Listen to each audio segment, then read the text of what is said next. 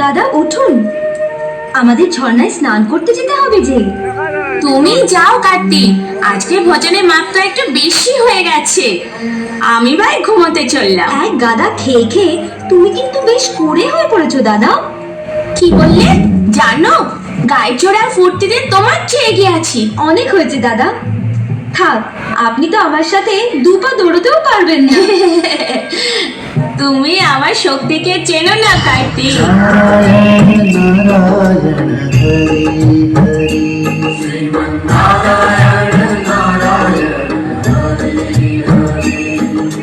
নারায়ণ নারায়ণ, আপনাদের দুজনের মধ্যে কে বেশি সক্ষম তার নির্ণয় তো শুধুমাত্র একটা পরীক্ষা।